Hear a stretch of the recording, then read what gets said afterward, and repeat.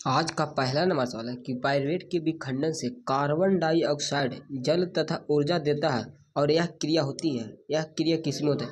इसमें बताना है कि पाइरुवेट के विखंडन से कार्बन डाइऑक्साइड और जल तथा ऊर्जा देता है। तो और यह क्रिया किसमें होता है? तो यह क्रिया किसमें होता है? तो माइटोकॉन्ड्रिया में होता है। किसमें होता है? माइटोकॉन्ड्रिया में होता है। याद रखिए, करेक्ट आंसर का जगह बी हो जाएगा। ये सभी दम भी आई ऑब्जेक्टिव एग्जाम के लिए, तो याद रखिएगा। अगला सवाल है कि निम्न में से कौन सा पदार्थ लेंस बनाने के लिए प्रयुक्त नहीं किया जाता है। यहाँ पे बताना है कि लेंस बनाने के लिए किसका उपयोग नहीं किया जाता। तो किसका उपयोग नहीं किया जाता? तो मिट्टी का। किसका? मिट्टी का उपयोग नहीं किया जाता। याद रखिएगा, किसका उपयोग नहीं किया जाता? तो मिट्टी का। याद रखिएगा। और इस वीडियो को शुरू से अंत तक पूरा जरूर देखिएगा और सभी क्वेश्चन को आप लोग जल्दी से याद कर लिया, क्योंकि एग्जाम के लिए द मोस्ट इंपॉर्टेंट सवाल है। तो चलते हैं सवाल के। करेक्ट आंसर क्या हो जाएगा? तो डी हो जाएगा। याद रखिए, करेक्ट आंसर डी हो जाएगा। लेंस बनाने के लिए किसका उपयोग नहीं किया जाता? तो मिट्टी का उपयोग नहीं किया जाता। याद रखिएगा। 23 नंबर सवाल है कि किसी बीम का वास्तविक प्रतिबिंब समान आकार का प्राप्त करने हेतु बीम का उत्तल लेंस के सामने कहाँ रखेंगे? उत्तल लेंस के सामने कहाँ रखेंगे? उत्तल लेंस के सामने कहाँ रखेंगे? तो वक्रता केंद्र पर। कहाँ रखेंगे? वक्रता केंद्र पर। याद रखिएगा, इसे करेक्ट आंसर भी हो जाएगा। एग्जाम में यही पूछा जाएगा, एकदम सभी द मोस्ट इंपोर्टेंट सवाल है, तो याद रखिएगा। अगला सवाल है कि समान दृष्टि के वयस्क के लिए सुस्पष्ट दर्शन की अल्पतम दूरी होती है। यहाँ पर पूछा गया अल्पतम दूरी क्या होता है? तो अल्पतम दूरी क्या होता है? तो 25 सेंटीमीटर। क्या होता है? 25 सेंटीमीटर होता है। याद रखिए, करेक्ट आंसर सी हो जाएगा। अगर पूछेगा कि दूर बिंदु कितना होता है, दूर बिंदु कितना होता है, तो इसका आंसर आप लोग कॉमेंट बॉक्स में दीजिएगा। तो चलते हैं सवाल के। 25 नंबर सवाल है कि लोहे की परमाणु संख्या है। हमें बताना है कि लोहे का परमाणु संख्या कितना होता है। एकदम मोस्ट इंपोर्टेंट सवाल है, इसको आप लोग ट्रिपल स्टार लगा लीजिएगा, एकदम याद रखिएगा। एग्जाम में 2025 में पूछा जाएगा कि लोहे की परमाणु संख्या कितना होता है? तो 26 होता है। कितना होता है? 26 होता है। याद रखिए, करेक्ट आंसर बी हो जाए। और लोहा का संकेत क्या होता है? तो एफ ही होता है। इससे भी आप लोग याद रखिएगा कि लोहा का संकेत क्या होता है? तो एफ ही होता है। 26 नंबर सवाल कि कोई विलयन लाल निटमस को नीला कर देता है तो उसका पीएच मान करता है। जब लाल से नीला कौन करता है? तो लाल से नीला कौन करता है? तो क्षारीय करता है। क्षारीय करता है। याद रखिएगा। तो क्षारीय का पीएच मान कितना था? तो 7 से अधिक होता है। क्या था? 7 से अधिक। तो करेक्ट आंसर का जगह बी हो जाएगा। याद रखिए, करेक्ट आंसर बी हो जाएगा। इंपॉर्टेंट सवाल एग्जाम के लिए हर साल पूछे जाते हैं। 27 नंबर सवाल है कि आधुनिक आवर्त सारणी में वर्गों की संख्या होती है। यहाँ बताना है कि आधुनिक आवर्त सारणी में वर्गों की संख्या पूछा। वर्गों की संख्या कितना होता? तो 18 होता है। कितना होता? वर्गों की संख्या 18 होता है। याद रखिए, करेक्ट आंसर भी। अगर पूछेगा कि आधुनिक आवर्त सारणी में आवर्त की संख्या कितना होता? आवर्त पूछेगा तो कितना होता? आवर्त की संख्या कितना होता? तो 7 होता है। आवर्त की संख्या 7 हो जाएगा, वर्ग की संख्या 18 हो जाएगा। याद रखिएगा। 28 नंबर सवाल है ईदम भी है, आप लोग लगा लीजिएगा। याद रखिएगा, बोलता है कि निम्नलिखित में से कौन सा पद विद्युत परिपथ में विद्युत शक्ति को निरूपित नहीं करता। यहाँ पे बोला गया कि निम्नलिखित में से कौन सा पद विद्युत परिपथ में विद्युत शक्ति का निरूपित नहीं करता। विद्युत शक्ति का निरूपित नहीं करता। कौन नहीं करता? तो क्या नहीं करता? तो आई आर स्क्वायर हो जाएगा। क्या हो जाएगा? आई आर स्क्वायर निरूपित नहीं करता। याद रखिएगा, करेक्ट आंसर बी हो जाएगा। आई आर स्क्वायर निरूपित नहीं करता, इससे आप लोग याद रखिएगा।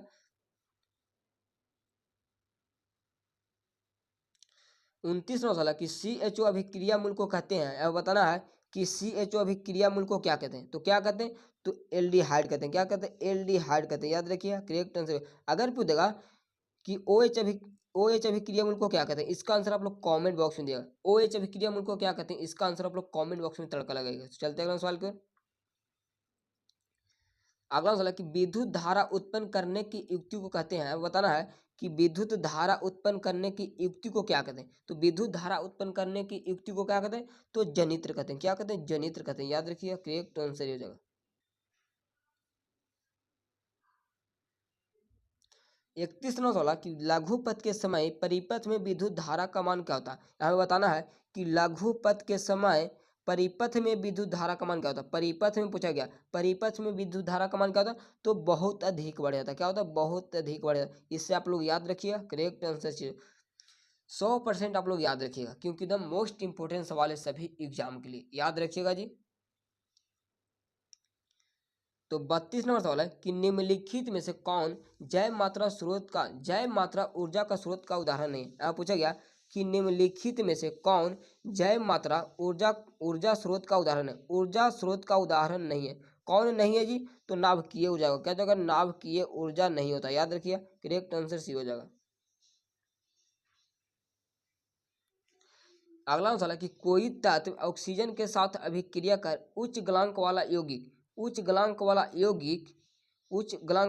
यौगिक निर्मित करता है, तो यह यौगिक जल में विलेय है। यह तत्व हो सकता है, हमें बताना है कि यह तत्व हो सकता है, तो कौन हो सकता है? तो कैल्शियम हो जाएगा। क्या होगा? कैल्शियम, याद रखिए। करेक्ट आंसर ही हो जाएगा। अगला सवाल है कि इथेन का आणविक सूत्र C2H6 है, तो इनमें कितने सहसंयोजक बंध बताएं। यहाँ बताना है कि इनमें कितने सहसंयोजक बंध पाए जाते हैं। तो इसमें कितने सहसंयोजक बंध पाए जाते हैं? तो 7। कितने? 7, याद रखिएगा। इथेन में कितने सहसंयोजक बंध पाए जाते हैं? तो 7 हो जाएगा, याद रखिएगा। एग्जाम के लिए मोस्ट इंपोर्टेंट सवाल है जी, याद रखिएगा। ओजोन के अणु में ऑक्सीजन के परमाणु संख्या होती है, हमें बताना है कि ओजोन के अणु में ऑक्सीजन के परमाणु संख्या होती है। परमाणु संख्या, ऑक्सीजन का परमाणु संख्या क्या था? तो ओजोन का सूत्र क्या होता? O3 होता है, याद रखिएगा। तो इसी का पूछा क्या, ऑक्सीजन के परमाणु संख्या कितना? तो ऑक्सीजन का परमाणु संख्या कितना मेरे दोस्त? तो 3 हो जाएगा। करेक्ट आंसर का जगह सी हो जाएगा, याद रखिएगा। करेक्ट आंसर सी हो जाएगा। अगला सवाल कि मनुष्य में वृक्क एक तंत्र का भाग है जो संबंधित है। यहाँ बताना है कि मनुष्य में वृक्क एक तंत्र का भाग है जो संबंधित होता है। वृक्क है जो किससे संबंधित होता है? वृक्क है जो किससे संबंधित होता है? तो उत्सर्जन से। किससे? उत्सर्जन से, याद रखिएगा। करेक्ट आंसर से हो जाएगा। एकदम मोस्ट इंपोर्टेंट सवाल है, इसको आप लोग ट्रिपल स्टार लगा लीजिए, एग्जाम में बार बार पूछे जाते हैं। अगला सवाल कि दो तंत्रिका कोशिका के मध्य खाली स्थान को कहते हैं। अब पूछा गया कि दो तंत्रिका कोशिका के मध्य खाली स्थान को क्या कहते हैं? खाली स्थान को क्या कहते हैं? तो सिनेप्स कहते हैं। क्या? सिनेप्स कहते हैं, याद रखिए। करेक्ट आंसर बी हो जाएगा। अगला सवाल कि प्राग कोश में होते हैं। अब बताना है कि प्राग कोश में क्या पाए जाते हैं। प्राग कोश में क्या पाए जाते हैं? तो प्राग कण। क्या पाए थे? पराग कण। काफी इंपॉर्टेंस वाले, इससे आप लोग याद रखिएगा।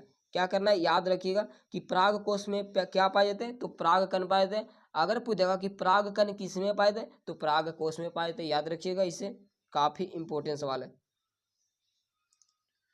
अगला नंबर सवाल है कि विकासीय दृष्टि से हमारी किससे अधिक समानता है। यहाँ पे बताना है कि विकासीय दृष्टिकोण से हमारी किससे अधिक समानता है। हम मतलब हमारी किससे अधिक समानता है? तो चीन के विद्यार्थी से। किसे? चीन के विद्यार्थी से, याद रखिए। करेक्ट आंसर ये हो जाएगा। अगला सवाल कि मुकुलन द्वारा अलैंगिक जनन होता है। यहाँ बताना है कि मुकुलन द्वारा अलैंगिक जनन होता है, मतलब किस में होता है? मुकुलन द्वारा अलैंगिक जनन किस में होता है? तो ईस्ट में होता है। किस में होता है? ईस्ट में होता है, याद रखिए। करेक्ट आंसर भी हो जाएगा। ईस्ट और हाइड्रा, याद रखिएगा। ईस्ट और हाइड्रा में क्या होता है? मुकुलन के द्वारा जनन होता है। तो आप लोग का वीडियो कैसा लगा, आप लोग कमेंट बॉक्स में बताइएगा। अब वीडियो को अपने दोस्तों के पास ज़्यादा से ज़्यादा शेयर कीजिएगा। तो आज के लिए इतना ही। जय हिंद, वंदे मातरम।